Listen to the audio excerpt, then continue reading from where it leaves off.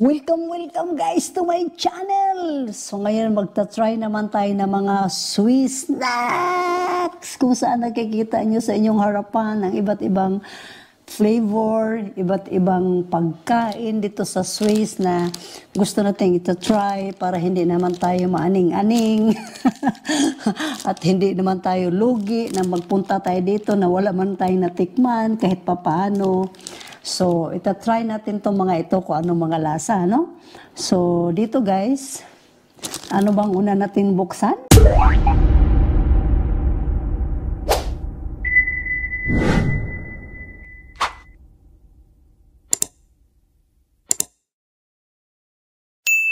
So, ito guys, yung una natin titikman, Vogel Nestle. So, binuksan ko na siya na guys.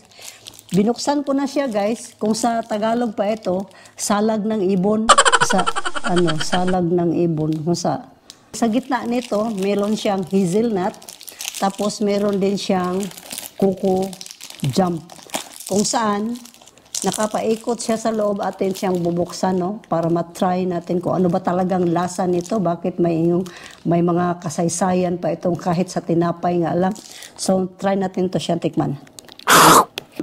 Ang lasa niya guys, meron siyang, siyempre may hazelnut siya, may konting mani, tapos may jump, coco jump, tapos yung nakapaikot nito sa bread na to, so malinamnam siya na basta ma-sweet ang lasa niya. So ito daw yung tinatawag salag ng ibon, kung sa Bisaya pa. So mo ni siya ang lamian niya, mo ni siya ang i-rate na to ni siya, apang himagas mo na siya good, pero ano lang ba, yung ginawa lang ko nilang pinapaganda, no? Kasi hinaluan ng mga iba-ibang flavor. Dahil nauhaw tayo sa una natin tinikman, kasi medyo matamis siya, so titikman naman natin tong apple Shirley. Try natin tong inumin itong apple Shirley. Lasa talaga siyang apple na medyo nga, yung ano talaga yung puro. Ito talaga sulit yung mga produkto nila. Talagang apple na apple ang dating. Mga classmate, alin na naman ang ating gustong tikman nito? Ano na naman ang lasa nito? Kagi. So sa Bisaya pa nito, kagi. Kagi guys, matay guys, ako basahon tan ako sa likod, pero yung gagmaya ang litra o tanawa. Nya kanila ni senior tano, nya wala na tayo dalang salamin, pag umanhin nyo na lang, na ipakita ko na lang ganyan, kasi nagdikit-dikit na lang ang mga litra. Basta ito yun siya guys. Ang pangalan niya ay Kagi. Kung sa Bisaya pa, gikagi ka o kakatilaw ani. Imposible naman, no? Naman po tayo na sa Pilipinas, pa iba lang ang pangalan, pero sa kanila, puro lang talaga, kaya hindi kalugi kain nito. So, buksan na natin guys, no? Buksan na natin kung ano na naman ang lasa nitong kagi-kagi na ito. So, hindi siya diretso. May ano pa siya, nakalagay pa pala siya sa isang balot pa uli. So, pwede ko siya pang pang regalo, kasi hindi pala siya diretsahan na kabalot pa. So, pinaikutan siya ng chocolate. Yan. Haba guys. Yan, so ito yun.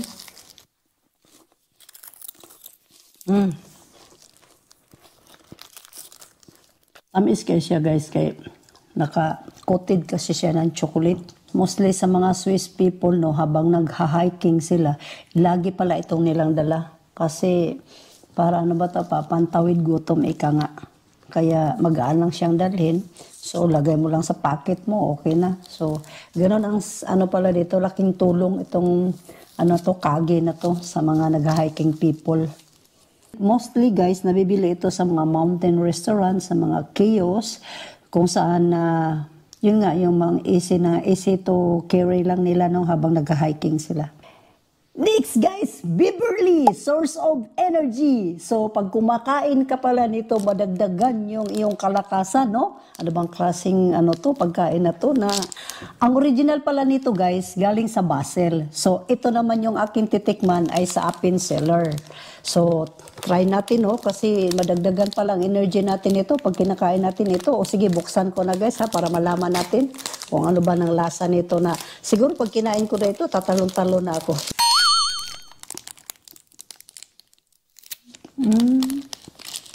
Lakas ko na! Joke. Ganito daw to ha. May mga history kasi yan guys. Basta ito madagdagan yung kalakasan mo pag itong kinakain mo. Additional energy pala ito. So at least natikman na natin ito. Pampalakas pala ito guys. Bahala ka na kung saan ka ngayon tatakbo kasi malakas ka na pag kumain na. Next! Ang texture para niya guys, parang chewy siya no. Tapos meron siyang honey. Meron pa siyang mga nuts. So, combination ang lasa niya. Kaya pala dito, madagdagan talaga ang lakas mo. Kasi kompleto Ricardo siya eh. Pastilan, ginoo ko. Kapag kadaghan, ginilang anik-anik sa mga pagkain nila dito eh. Next guys, ito namang Bustler Liquorly. So, ang original nito, from basil. So, ito, buksan ko muna. Yan. Ganito ang itsura niya guys, no? Medyo may puti-puti na akala mo nagmo-molds, pero hindi. Texture lang talaga niya ito. So, try natin kung ano na naman ang lasa nito.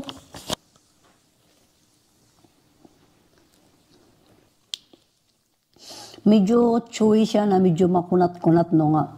Kung wala kang ipin, medyo maganyan ba?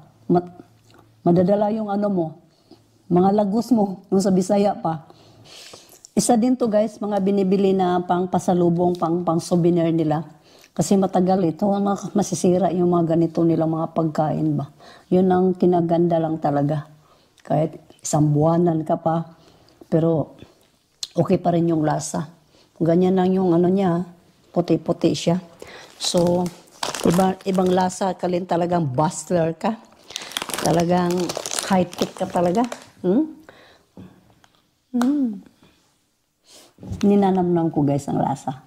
Next guys, ito na naman ating titikman. Kayo na bahala magbasa. Yan. So, babuksan ko na ha. Para malaman naman natin kung anong kaibahan. Sa lahat ng mga chocolate, may kanya-kanyang flavor kasi yan. So, ito may iba-ibang flavor siya.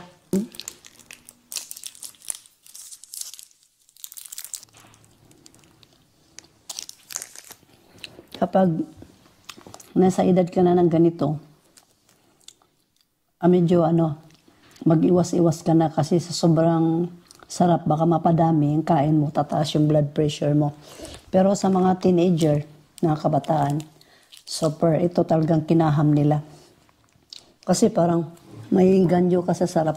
Parang madadala ka sa sarap. Parang lagi mo nang sabihin na ulit-ulitin mo pagkain mo. Kasi malinamnam siya na hindi ba japik?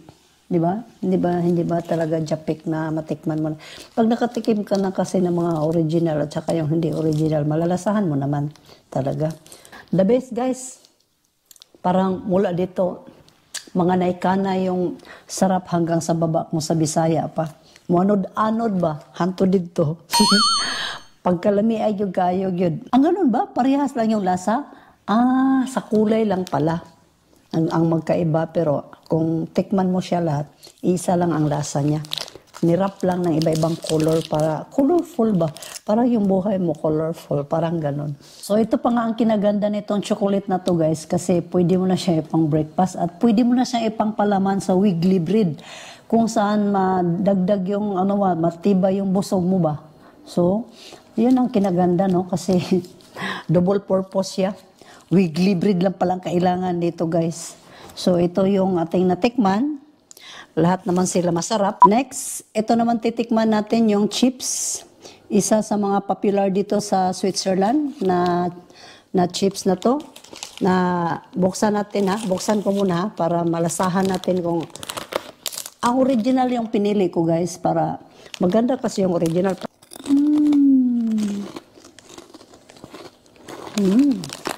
Crispy. Talagang bagong luto ba? Kung pag kinakain mo, garagumo. Marinig, buruk, buruk, buruk. Yan ang original talaga, guys. Kasi hindi yung pagluyat, pag hindi na kasi crispy, pag kinakain mo lang, parang balay-wala na sa bunganga mo. Pero pag marinig mo yung garagumo, sa Bisaya pa garagumo, ibig sabihin yan, bagong luto. Paano din, pang lingaw-lingaw dito sa imong mga bitok ba, kung sa Bisaya pa. Next, jamado. O, bakit kaya tinatawag to siya ng jamado? So, another, uli, bubuksan natin uli. Kung ano ba ang lasa na naman itong jamado na to. Hindi man makakuha ni Bigon Tingon. Ito guys, nakita ko to siya sa Coop guys, kasi may unggoy. So, kinuha ko kasi, ano kasi ako animals lover. So, tikman na naman natin to dahil meron naman siyang, ano bang kinaganda dito sa unggoy na to? Bakit mo nandiyan ka? May tsura pa nga siya guys. Pabilog, tapos kulay puti na kung ating titikman.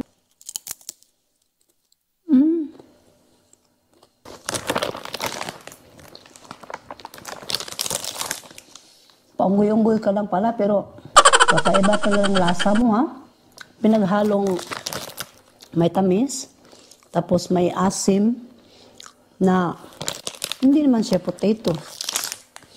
Paano ba siya nagmula? Bakit kakaibang lasa niya? Marami talaga tong dinagdagdag dito na flavor, kasi kakaiba din yung lasa nitong unggoy na ito. Ano ba to? Hindi ko maintindihan yung sulat eh. Apple pala siya. Sus, kaya pala manamis-namis. Akala ko potato din siya kasi parang ginuhit din siya ng bilog na parang potato. Kaya pala manamis-namis. Nice guys. Kakaibang lasa din niya. So what's next? Ito guys, nostalgia. So marami siyang assorted nuts na sa loob. So kakaiba din yung linamnam niya na matikman. Natikman ko na kasi ito. Kaya alam ko na yung lasa nito. So, super love ko ito. Ito naman, guys, na-intriga ako. Biscoff. Kasi kulay red di ba? Kapag ang red kasi, good luck na color daw yun. Saka palaban sa lahat ng mga pagsubok. So, itong tinapay na ito yung napili ko. Try nga natin kung anong lasa nito. Okay, bubuksan na natin siya. Si Biscoff. Ito na guys, binuksan ko na siya. Wow. Amoy palang sulit na. Sige nga, tikman nga natin kung anong lasa nito. Bakit yung amoy palang nakakabighani na. Biscoff siya guys, Biscoff. May patong pa nga. So meron, Romeo and Juliet pala siya kasi nakapatong.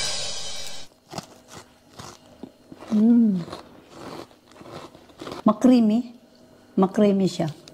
Akala ko, ano lang siya, para lang siyang pita. Pero may ano para siya, may wristback siya. Nasa huli yung tama mo sa kanya, si Biscoff. 10 out of 10 guys. Kasi, pwede na siya pares mo siya sa kape. Di ba? Okay, medyo matanda ka na, mag-ginger ka muna with lemon. Umaga pa lang, ito lang kainin mo, magaan sa tiyan. Sulit na, may almusal ka na. So the best to guys. Tagay mo na, nauha ako kakatikim. Sarap talaga itong apple chorley na ito, no? Apple chorley. So next guys. Heidelberg Turtley. Grabe makapronounce sa balo, no? Heidelberg Turtley.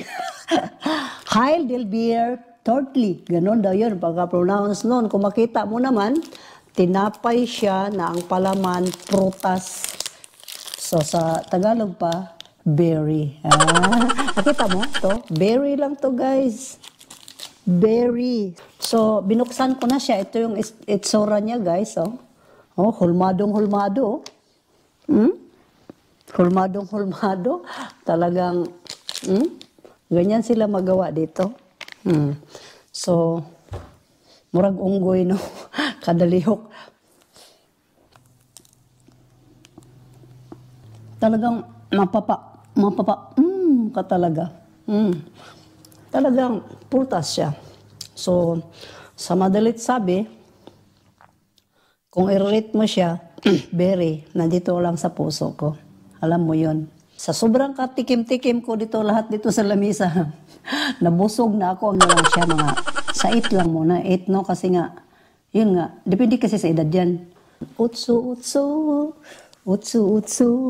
Sour power. Next, sour power. Oh, bakit pinangalanan siya ng sour? Atas may dagdag pang power. Tapos napay nandila. Ayun o. Ang tawag ko sa imo dong bala-bala. Nganong nandila ni siya? Tungod kay siguro naasluman siya, no? Naasluman yung bataan eh. Kani siya mura siya si Pido Dida. Kung naalala mo yung si Pido Dida, yung payat, tapos nag-inom-inom og Cook Crispy. Pido Dida. Pido Dida. Ganon.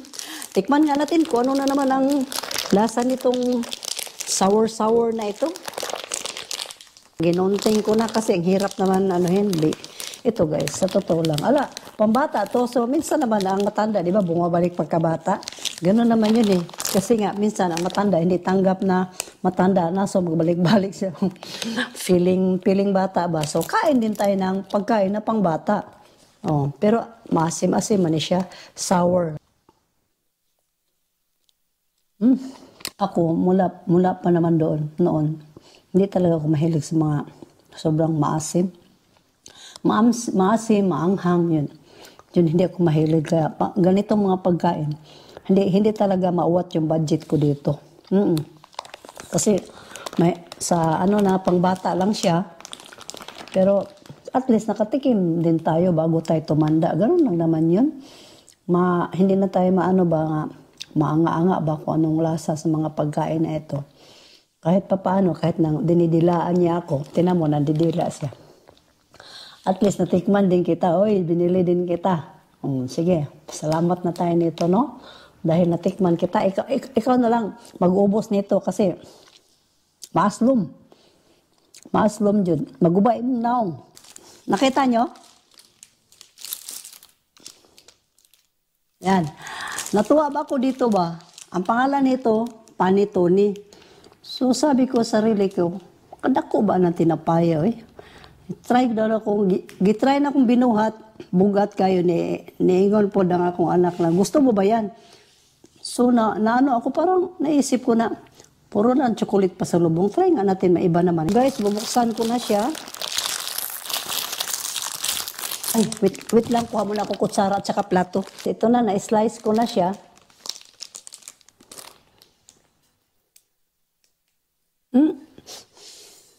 Meron siyang raisin at saka mga dried fruits. So, tikman na natin siya, no? Kung anong naman ang masasabi niya na lasa nito. Na kakaiba naman tong mga na to, tinapay na ito. So, ni-slice ko siya kasi sobrang laki talaga niya. Nakakatuwa lang siya ba?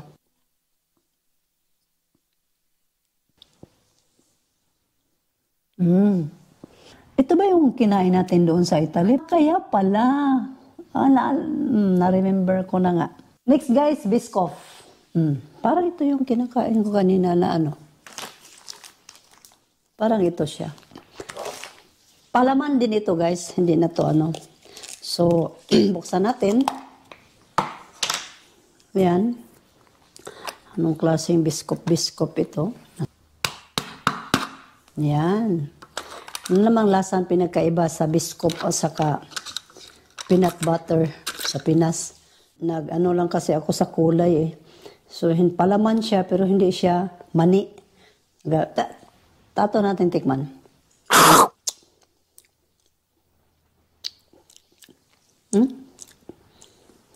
Okay ba no? Kakaiba din talagang lasa niya. Akala ko mani-mani lang siya eh. Creamy kayo siya ba? Kulang na lang gyud. Tinapay na munay. Kaya dala man ako sa Pilipinas. Ayari yung mga munay Mo ni kinaganda dito guys. Kasi palaman pa lang ulam na. Aywan ko, bakit parang Pag nilunok mo siya, parang sumasabit mo na dito ba? Tapos mapapaigham ka na. Ibig sabihin, salamat sa nagbili. Ganon. Next guys, Revela. Isa naman itong inumin sa mga Swiss people na mahilig sa sports. So the best pala itong Revela na ito. Siya din yung nag-i-sponsor sa mga nag-i-ski. So bigatin water pala ito. Para din itong holy water. So try natin itong tikman kung anong lasa man itong Revela na ito. Kung bakit medyo may kamahalan din ito. Kung ibili ko na lang ito ng tubig, sus ilang galon na ito sa amin. Ayan si Revela, no?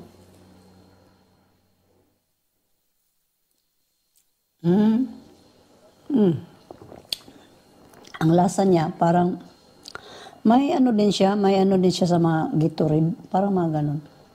Mga sports lady, sportsman, ito na palang dapat mong inumin.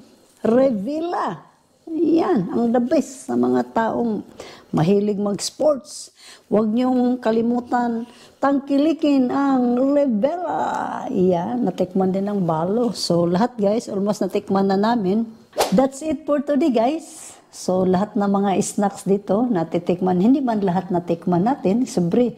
So, sobrang dami ba naman yan? Pero at least, isa man sa mga Swiss na mga snacks dito, natikman ng balo, o di ba? So, hanggang sa muli, sa sunod natin na vlog, huwag natin kalimutan, subaybayan si Ate Bix Vlog. Dahil dyan, may pakita namin sa inyo every weekend ang iba-ibang kaganapan ng balo.